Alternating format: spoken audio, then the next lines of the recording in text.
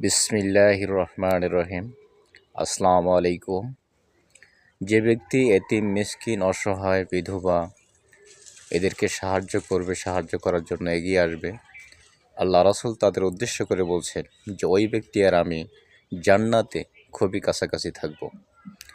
আমরা সকলেই যেন কৃপণতা না করি এবং এতিম, মিসকিন, অসহায়, বিধবা এদের সাহায্যে এগিয়ে আসি। কখনোই ভাই কৃপণতা করবেন না, কারণ আপনি যখন দুনিয়া থেকে চলে যাবেন তখন সঙ্গে কিচ্ছু নিয়ে যেতে পারবেন না। শুধু সঙ্গে যাবে আপনার আমলটুকু, সাদা কাফন আর এই আমলটুকু, এছাড়া কিচ্ছু নিয়ে যেতে পারবেন না।